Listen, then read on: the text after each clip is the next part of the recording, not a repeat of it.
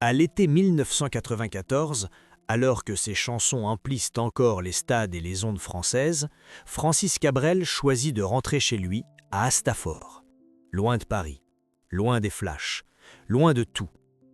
Derrière l'image du poète discret se cache une autre réalité, celle d'un père de 3 filles, élevé dans un silence presque total. Une seule d'entre elles montera un jour sur scène. Les 2 autres disparaîtront volontairement de la lumière. Pourquoi ces destins si différents au sein d'une même famille? La célébrité du père a-t-elle protégé ses enfants ou les a-t-elle enfermés? Et surtout, qu'est-il réellement arrivé aux 3 enfants de Francis Cabrel? Dans la France de la fin des années 1970, le nom de Francis Cabrel s'impose comme une évidence tranquille. En 1977, Petite Marie devient bien plus qu'une chanson à succès. C'est une déclaration d'amour, un manifeste de pudeur, presque une promesse intime faite au public. Cabrel incarne alors une figure rare, celle d'un artiste immensément populaire, mais farouchement opposé à l'exhibition de sa vie privée. Cette singularité va devenir le socle de tout ce qui suivra, y compris pour ses enfants. Les années 1980 et 1990 marquent l'âge d'or. Les albums s'enchaînent, les tournées affichent complet, les ventes dépassent les millions d'exemplaires. Cabrel remplit Bercy sans jamais se transformer en star tapageuse. Pendant que d'autres artistes s'installent à Paris, lui reste fidèle à Astafort, son village natal du Lot-et-Garonne. Une maison simple, une vie rythmée par la musique, la campagne et surtout la famille. Aux yeux du public, l'image est presque parfaite. Un chanteur engagé, un mari fidèle, un père présent. Dans ce décor idéalisé, ces filles grandissent à l'écart des projecteurs. Pas de couverture de magazine, pas de photos volées à la sortie de l'école, pas de confidences orchestrées. À une époque où la presse people française commence à s'intéresser de plus en plus aux enfants de célébrités, Cabrel impose une frontière nette. Il refuse les interviews intrusives, il esquive les questions. Il ne cède jamais. Cette attitude, admirée par certains, jugée excessive par d'autres, construit une sorte de mythe, celui d'une famille invisible, presque irréelle. Pourtant, derrière cette façade de sérénité, la célébrité du père est omniprésente. Elle s'infiltre partout, même sans être montrée. À l'école, le nom Cabrel n'est jamais neutre. À Astafort, tout le monde sait. Dans les médias, tout le monde s'interroge. Comment grandit-on quand son père est une icône nationale, quand ses chansons sont connues de plusieurs générations, quand chaque mot qu'il écrit est disséqué, mais que votre propre existence reste volontairement effacée? La naissance d'Aurélie Cabrel s'inscrit dans cette période de gloire totale. Elle grandit au son des répétitions, des guitares, des textes en construction. La musique n'est pas un rêve lointain, elle fait partie du quotidien. Pourtant, rien n'indique alors qu'elle suivra la même voie. Le choix viendra plus tard, après des années de réflexion et de doute. Déjà, une question silencieuse planiait. Peut-on hériter d'un tel nom sans en porter le poids? Quelques années plus tard, naît Tiou, puis Marilou, la Benjamine. 3 filles, 3 enfances façonnées par la même règle non écrite, la discrétion absolue. Aucun tapis rouge, aucun événement mondain. Le contraste avec d'autres familles de célébrités est frappant. Là où certains exposent leurs enfants comme une extension de leur image publique, Cabrel fait l'inverse. Il les protège, au point de les rendre presque inexistantes aux yeux du pays. Aux yeux du public, cette protection est perçue comme un geste noble, mais dans l'ombre, elle soulève une autre question plus dérangeante. Grandir loin des projecteurs est-il un privilège ou une forme d'isolement? Car la notoriété ne disparaît jamais complètement. Elle existe dans les regards, dans les attentes, dans les comparaisons silencieuses. Même quand on refuse la lumière, celle-ci continue de projeter son ombre. À mesure que les années passent, l'image de Francis Cabrel se fige, celle d'un homme intègre, presque immuable, fidèle à ses valeurs. Cette constance rassure le public. Elle alimente l'idée d'une famille parfaitement équilibrée, préservée des drames qui trappent tant d'autres dynasties artistiques. Pourtant, cette perfection apparente masque des trajectoires intimes très différentes. Car si le père reste immobile dans son rôle, les enfants, eux, avancent, chacun à leur rythme, chacun dans une direction qui leur est propre. C'est précisément là que le récit commence à se fissurer. Derrière l'harmonie affichée, derrière le silence soigneusement entretenu, se cachent des choix lourds de conséquences. L'un des enfants acceptera un jour de s'exposer, les autres feront le choix inverse. Et ces décisions, loin d'être anodines, vont révéler une vérité plus complexe. Dans une famille aussi célèbre, l'ombre peut parfois peser aussi lourd que la lumière. Le tournant ne se produit pas lors d'un scandale, ni à la suite d'un drame public. Il survient plus discrètement, presque silencieusement, au fil des années 2000, lorsque les enfants de Francis Cabrel atteignent l'âge où une question devient inévitable: rester dans l'ombre ou affronter la lumière. À ce moment-là, Cabrel est déjà une institution. Ses chansons sont étudiées, reprises, citées. Son image est figée dans le paysage culturel français. Pour ses filles, cette notoriété n'est plus un décor lointain. Elle devient un facteur décisif, une force invisible qui influence chaque choix. Et c'est précisément là que les trajectoires commencent à diverger. Vers le milieu des années 2000, Aurélie Cabrel prend une décision qui rompt avec le pacte de silence familial. Elle choisit la musique, non pas comme un simple hobby, mais comme une vocation assumée. Ce choix marque une première fracture. Jusqu'alors, la règle était claire: pas d'exposition, pas de scène, pas de médias. En décidant de chanter publiquement, Aurélie ne défie pas son père, mais elle accepte un risque que les autres ont refusé: celui d'être comparée, jugée, réduite à un héritage. Les débuts sont prudents. Elle écrit, compose, se forme loin des plateaux télévisés. Pourtant, son nom attire immédiatement l'attention. Chaque apparition suscite la même question répétée inlassablement: chante-t-elle bien ou chante-t-elle parce qu'elle est la fille de Francis Cabrel? Cette interrogation, jamais formulée avec bienveillance, devient un poids constant. Pour Aurélie, la musique n'est plus seulement une passion, elle devient un combat pour exister par elle-même. Pendant ce temps, Tiaou et Marilou observent à distance. Leur réaction est inverse. Là où l'aînée accepte l'épreuve de la visibilité, elle s'en détourne. Tiaou, arrivé à l'âge adulte, choisit une vie sans exposition. Aucun projet artistique public, aucun discours, aucun désir de s'inscrire dans le récit médiatique familial. Ce choix, souvent interprété comme une fuite, est en réalité une affirmation silencieuse. Refuser la lumière, c'est aussi refuser les attentes. Marilou, beaucoup plus jeune, grandit avec l'exemple de ses sœurs. Elle voit l'effort, la pression, les regards portés sur Aurélie. Elle comprend très tôt que porter ce nom n'est jamais neutre. Pour elle, la protection paternelle se renforce encore. Les apparitions publiques deviennent inexistantes. Le cercle se referme. Plus Francis Cabrel avance en âge, plus il verrouille l'accès à sa vie familiale.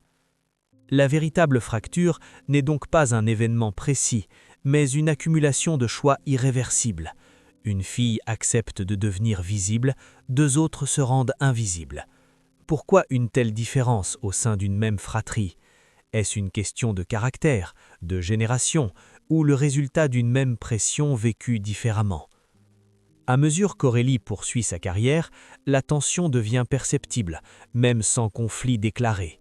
Elle doit constamment préciser qu'elle n'est pas le prolongement artistique de son père. Elle parle de ses influences propres, de son écriture, de son parcours. Mais le public, lui, n'oublie jamais. Chaque album est lu comme un miroir, chaque chanson est comparée. L'ombre du père plane sur chaque note. Pour Tiaou, le choix inverse n'est pas moins radical. En disparaissant de l'espace médiatique, elle accepte une autre conséquence: l'effacement. Peu de gens connaissent son visage, peu savent ce qu'elle fait. Son existence devient presque abstraite. Cette invisibilité, voulue, soulève une autre question troublante. Peut-on réellement échapper à un héritage aussi lourd, ou ne fait-on pas que le contourner? Dans cette période, Francis Cabrel reste silencieux. Il ne commente pas les choix de ses filles.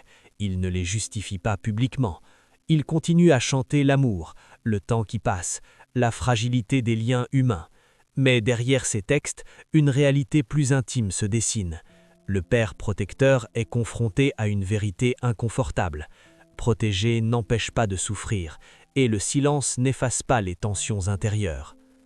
Le moment de bascule n'est donc ni spectaculaire ni violent. Il est lent, progressif, presque invisible.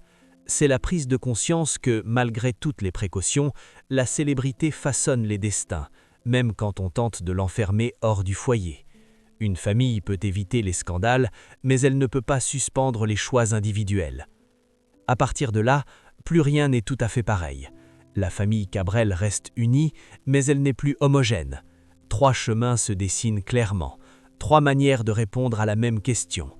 Que faire quand on est l'enfant d'une légende vivante? Affronter le regard du public, s'en protéger ou s'en extraire totalement. Ce sont ces réponses divergentes qui constituent le véritable point de rupture, non pas un drame visible, mais une fragmentation silencieuse des destins.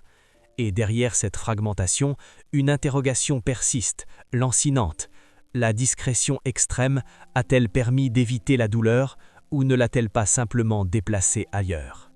La vérité dans la famille Cabrel ne se révèle pas jamais par des aveux fracassants ni par des confidences publiques. Elle se laisse deviner dans les silences, dans les trajectoires divergentes, dans les choix assumés mais rarement expliqués. Contrairement à tant d'autres familles célèbres, il n'existe ici ni scandale, ni rupture officielle, ni drame médiatisé. Et pourtant, la tension est bien réelle.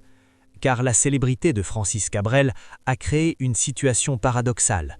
En voulant à tout prix protéger ses enfants, il a aussi construit autour d'eux une frontière presque infranchissable.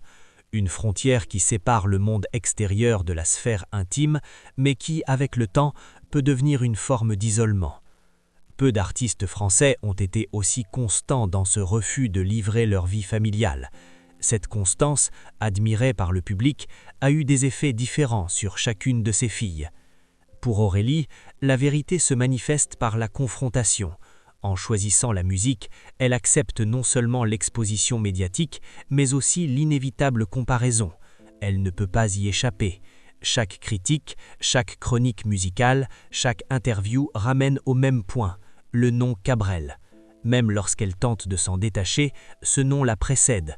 Peu à peu, son parcours révèle une lutte discrète, mais persistante, prouver qu'elle existe en tant qu'artiste et non comme simple héritière.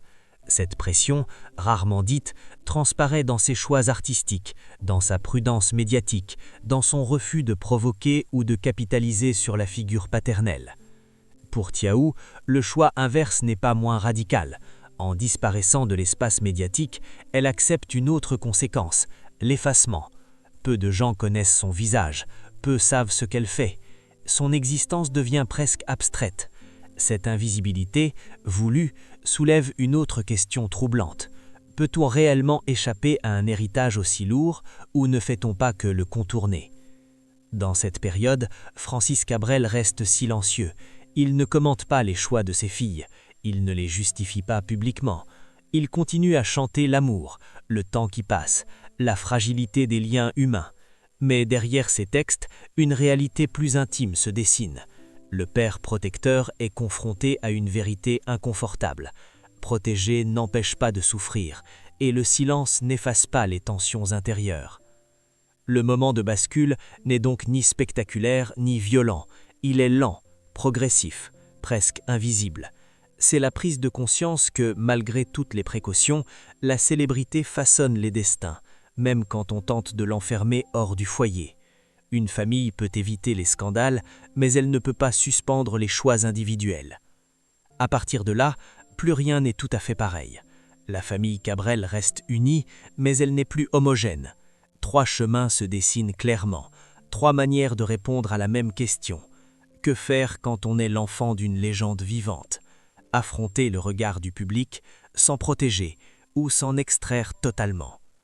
Ce sont ces réponses divergentes qui constituent le véritable point de rupture, non pas un drame visible, mais une fragmentation silencieuse des destins. Et derrière cette fragmentation, une interrogation persiste, lancinante. La discrétion extrême a-t-elle permis d'éviter la douleur ou ne l'a-t-elle pas simplement déplacée ailleurs? La vérité dans la famille Cabrel ne se révèle pas jamais par des aveux fracassants ni par des confidences publiques. Elle se laisse deviner dans les silences, dans les trajectoires divergentes, dans les choix assumés mais rarement expliqués. Contrairement à tant d'autres familles célèbres, il n'existe ici ni scandale, ni rupture officielle, ni drame médiatisé. Et pourtant, la tension est bien réelle. Car la célébrité de Francis Cabrel a créé une situation paradoxale. En voulant à tout prix protéger ses enfants, il a aussi construit autour d'eux une frontière presque infranchissable. Une frontière qui sépare le monde extérieur de la sphère intime, mais qui, avec le temps, peut devenir une forme d'isolement. Peu d'artistes français ont été aussi constants dans ce refus de livrer leur vie familiale. Cette constance, admirée par le public, a eu des effets différents sur chacune de ses filles. Pour Aurélie, la vérité se manifeste par la confrontation. En choisissant la musique, elle accepte non seulement l'exposition médiatique, mais aussi l'inévitable comparaison. Elle ne peut pas y échapper. Chaque critique, chaque chronique musicale, chaque interview ramène au même point, le nom Cabrel. Même lorsqu'elle tente de s'en détacher, ce nom la précède. Peu à peu, son parcours révèle une lutte discrète, mais persistante, prouver qu'elle existe en tant qu'artiste et non comme simple héritière. Cette pression, rarement dite, transparaît dans ses choix artistiques, dans sa prudence médiatique. Au terme de ce parcours, aucune révélation fracassante ne vient refermer l'histoire. Pas de scandale, pas de rupture publique, pas de drame visible. Et pourtant, la question posée au début demeure plus insistante que jamais. Que devient-on lorsqu'on est dans l'ombre d'un homme dont la voix a accompagné des millions de vies, mais dont le foyer est resté farouchement fermé au regard extérieur? Les trois filles ont grandi sous la même autorité bienveillante, dans le même paysage rural, avec les mêmes règles implicites. Pourtant, leur trajectoire dessine trois réponses différentes à un même héritage. Cela rappelle une vérité souvent oubliée. Ce n'est pas l'événement qui façonne les destins, mais la manière dont chacun y réagit. Dans cette famille, l'événement n'est pas un drame précis, c'est la célébrité elle-même, constante, diffuse, impossible à ignorer. Aurélie, en acceptant la lumière, a choisi l'épreuve. Elle avance avec une conscience aiguë de ce qu'elle représente aux yeux des autres. Chaque chanson est un pas mesuré, chaque apparition est contrôlée. Elle ne cherche ni à renier son père, ni à s'en réclamer. Elle tente un équilibre fragile, celui de l'affirmation personnelle dans un espace saturé de comparaison. Son parcours suggère que l'héritage artistique peut être une source d'inspiration, mais aussi une charge émotionnelle permanente. Tilleux, en se tenant hors champ, a fait un choix plus radical encore. Elle refuse d'entrer dans le récit. Ce refus n'est pas une fuite, mais une déclaration silencieuse. L'identité ne se négocie pas avec le regard public. Son absence médiatique rappelle que la réussite ne se mesure pas toujours à la visibilité.